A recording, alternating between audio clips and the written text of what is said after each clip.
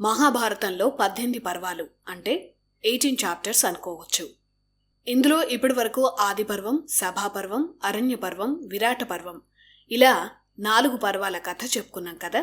ఇక 5వ చాప్టర్ అయిన ఉద్యోగ పర్వంలోని కథను తెలుసుకుందాం. ఉద్యోగ పర్వం అంటే పాండవులు రాజ్యం ఇప్పించాలని కౌరవులతో జరిగే రాయబార ఘట్టం. లాస్ట్ ఎపిసోడ్లో విరాట పర్వంలో పాండవుల అజ్ఞాతవాసం ముగియడం, అభిమన్యు ఉత్తరల వివాహం జరగడం, ఈ ఘట్టాలన్నీ జరిగాయి. అభిమన్యు ఉత్తరల వివాహం ముగిశాక విరాటరాజు సభ ఏర్పాటు చేశారు. పాండవులు, బలరాముడు సహా బంధువులంతా ఉన్నారు. పాండవుల అరణ్యవాసం, అజ్ఞాతవాసం రెండూ విజయవంతంగా ముగిశాయి. ఇచ్చిన మాట ప్రకారం ఇప్పుడు పాండవులకు దక్కాల్సిన రాజ్యాన్ని కౌరవులు ఇవ్వాలి. కానీ దుర్యోధనుడు ఇవ్వడని అందరికీ తెలుసు. ఏదో రకంగా యుద్ధం వైపే అందరినీ రెచ్చగొడతాడు. అజ్ఞాతవాసం కూడా ముగిసిపోయింది కాబట్టి తమ రాజ్యాన్ని ఇవ్వాలని సామరస్యంగా చర్చలు జరిపేందుకు ముందుగా పాండవులు ఒక దూతను ధృతరాష్ట్రుడి దగ్గరకు పంపించాలని అనుకున్నారు. పాండవుల పక్షాన కౌరవులతో మాట్లాడేందుకు చాలా గొప్ప దౌత్యవేత్త అయి ఉండాలి. అందరి మనస్తత్వాలు తెలిసి మాట్లాడేవాడయి ఉండాలి. ధృతరాష్ట్రుడిని ఒప్పించే తెలివిగలవాడయి ఉండాలి. కౌరవులు ఇష్టం వచ్చినట్లు మాట్లాడినా, రెచ్చగొట్టినా సహనం కోల్పోకుండా జాగ్రత్తగా మాట్లాడి వ్యవహారం నడిపించి రావాలి. అప్పటికి మొండికేస్తే అప్పుడు యుద్ధం వైపు వెళ్ళాలి. అలాంటి గొప్ప దూతను పంపాలని పాండవుల పక్షాన ఉన్న ద్రుపదుడు, విరాట, బలరామ, సాత్యకి లాంటి బంధువులు అనుకున్నారు. అక్కడే శ్రీకృష్ణుడు కూడా ఉన్నాడు. వీరి మాటలన్నీ వింటున్నాడు. దుర్యోధనుడు లాంటి వ్యక్తితో మెతకదనం ఏమీ అవసరం లేదన్నాడు. ముందుగా అనుకున్నట్టే ఒక దూతను పంపి విషయం చెప్పాలని, అంగీకరించకపోతే యుద్ధం వైపు వెళ్లటం ఒకటే మార్గమని, అందుకు సైన్యాలను కూడా మరోవైపు సమీకరించడం మంచిదని ద్రుపదుడికి చెప్పాడు శ్రీకృష్ణుడు. అలా అభిమన్యు ఉత్తరల వివాహ వేడుక ముగిగానే ఈ ఘట్టం జరిగింది. ఆ తర్వాత శ్రీకృష్ణుడు ద్వారకకు వెళ్ళిపోయాడు. ఎవరి రాజ్యాలకు వారు వెళ్లారు. ద్రౌపది తండ్రి, పాండవులు మామగారైన ద్రుపదుడు తన సభలో అత్యంత మేధావి అయిన తన ఆంతరంగిక పురోహితుణ్ణి రాయబారిగా హస్తినకు పంపాడు. మరోవైపు పాండవుల పక్షాన పోరాడేందుకు ఒక్కో రాజ్య సహకారం కోసం ఇంకొంతమంది రాయబారులను ద్రుపదుడు పంపించాడు. ఇలా రాయబారం, యుద్ధ సన్నాహాలు రెండూ మొదలయ్యాయి. యుద్ధమంటూ వస్తే శ్రీకృష్ణుడు తమ వైపే ఉండాలని సహాయం అర్థించేందుకు స్వయంగా అర్జునుడే ద్వారకకు వెళ్లాలని నిర్ణయించుకున్నాడు. శ్రీకృష్ణుడి ఆధీనంలో శక్తివంతమైన వృష్టి, అంధక, భోజ ఈ రాజ్యాలన్నీ ఉన్నాయి. వారందరికీ శ్రీకృష్ణుడి మాటే శాసనం. ఈ రాజ్యాలన్నీ యదువంశంలోని వివిధ రాజవంశాలే.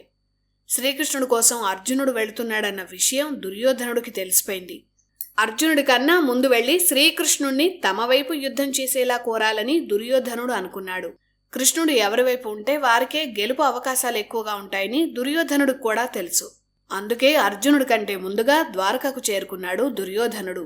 దుర్యోధనుడు కూడా శ్రీకృష్ణుడు బావే కదా, అందుకే నేరుగా కృష్ణుడి శయన మందిరానికే వెళ్ళిపోయాడు. అప్పటికింకా అక్కడ అర్జునుడు కనిపించలేదు. అమ్మయ్య, నేనే ముందు వచ్చాననుకున్నాడు. శయన మందిరంలో కృష్ణుడు నిద్రపోతున్నాడు. అతని తలవైపు కూర్చునేందుకు ఒక ఆసనం ఉంది.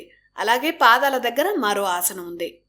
ఇక్కడే మనిషి తనకు అవసరం వచ్చినప్పుడు ఎలా ప్రవర్తించాలో చెప్పే గొప్ప ఘట్టం మహాభారతంలో ఉంది. దుర్యోధనుడు అహంకారి. శ్రీకృష్ణుడైనా సరే తాను తగ్గేది లేదనుకున్నాడు. నేను చక్రవర్తిని కాబట్టి ఎవరి కాళ్ల దగ్గరో కూర్చోవడం ఏమిటి అనుకున్నాడు. వచ్చిందే సహాయం కోసం. కానీ అక్కడ కూడా దుర్యోధనుడు అహంకారం ప్రదర్శించాడు. అందుకే శ్రీకృష్ణుడి తలవైపు ఉన్న ఆసనం మీద కూర్చున్నాడు. కాసేపటికే అర్జునుడు వచ్చాడు.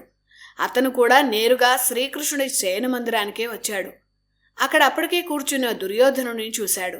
కృష్ణుడి కాళ్ల దగ్గర కూడా మరో ఆసనం ఉంది. అక్కడ కూర్చోవచ్చు. కానీ అర్జునుడు కూర్చోలేదు.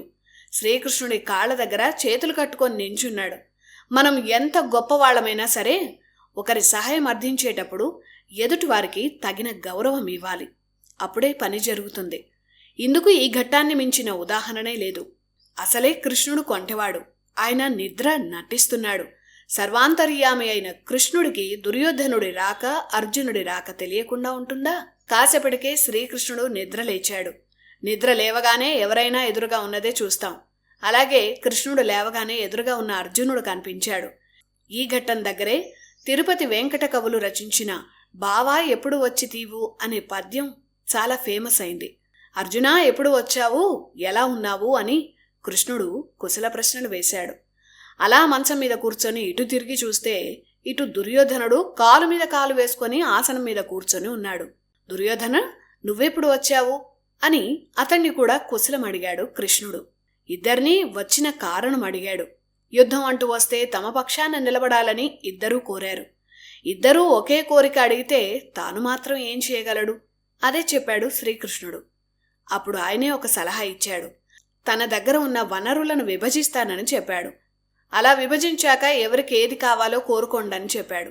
అయితే ముందు నేను వచ్చాను కనుక ముందుగా నేనే కోరుకుంటానన్నాడు దుర్యోధనుడు. ముందుగా నువ్వు వచ్చినా ముందుగా నేను చూసింది అర్జునుడు కాబట్టి అతనే కోరుకోవడం న్యాయం అన్నాడు కృష్ణుడు. అప్పుడు తన దగ్గర ఉన్న వీరుల వివరాలు చెప్పాడు కృష్ణుడు.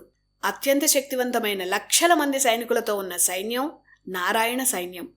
ఆ సైన్యాన్ని ఎదిరించి నిలిచిన వారు లేరు. ఆ నారాయణ సైన్యం ఒకవైపు, నేనొక్కడిని మరోవైపు. మీకెవరు కావాలో కోరుకోండి అన్నాడు కృష్ణుడు.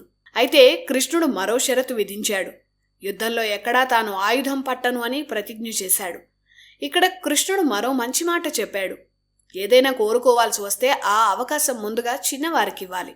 పని భారం అప్పగించాల్సి వస్తే పెద్దవాళ్లను ఎంచుకోవాలి.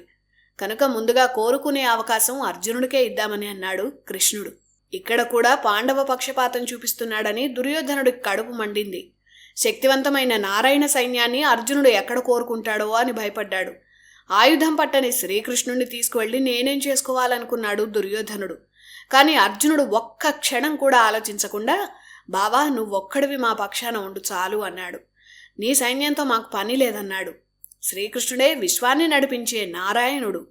యతో ధర్మ తతో కృష్ణ, యతో కృష్ణ తతో జయ అని అందుకే అన్నారు. శ్రీకృష్ణుడు ఎక్కడుంటే అక్కడ విజయం ఉంటుంది. ఇది మూర్ఖులకు అర్థం కాదు. అందుకే దుర్యోధనుడికి అర్థం కాలేదు. అమ్మయ్యా అనుకున్నాడు. ఆ నారాయణ సైన్యం తమ వైపే ఉంటుంది. ఈ ఆయుధం పట్టని కృష్ణుడి వల్ల ఏం ప్రయోజనం లేదని మనసులో నవ్వుకున్నాడు. నారాయణ సైన్యం దక్కిందన్న ఆనందంలో ఉన్న దుర్యోధనుడు తన గురువైన బలరాముడి దగ్గరకు వెళ్ళాడు. యుద్ధంలో తమ పక్షాన ఉండాలని కోరాడు. కృష్ణుడు పాండవుల వైపు ఉన్నప్పుడు తమ్ముడికి వ్యతిరేక పక్షంలో తాను ఉండలేను అన్నాడు. ఇరు వర్గాలు బంధువులే కనుక యుద్ధంలో బలరాముడు తటస్థంగా ఉన్నాడు. ఇటు అర్జునుడు కృష్ణుడు మాట్లాడుకుంటున్నారు. కోట్ల సైన్యం ఉన్నా అది కృష్ణుడితో సమానం కాదని, అందుకే నిన్నే ఎంచుకున్నానని చెప్పాడు అర్జునుడు. మరో కోరికను కూడా అర్జునుడు కోరాడు. శ్రీకృష్ణుడు రథసారథ్యంలో దిట్ట. అశ్వహృదయంలో నలమహారాజుకి సాటి లేరు. నలమహారాజు తర్వాత మహాభారత కాలంలో అంతటి గొప్ప రథసారథులు శ్రీకృష్ణుడు, పాండవుల మేనమామైన శల్యుడు. వీరిద్దరిని మించిన సారథులు భారత కాలంలో లేరు. అందుకే యుద్ధంలో తన రథానికి సారథ్యం వహించాలని అర్జునుడు శ్రీకృష్ణుణ్ణి వినయంగా అర్థించాడు. అందుకు శ్రీకృష్ణుడు, నీ రథాన్ని నేనే నడుపుతానని అర్జునుడికి మాట ఇచ్చాడు. ఇలా ఉద్యోగ పర్వంలో కీలకమైన ఘట్టం ముగిసింది.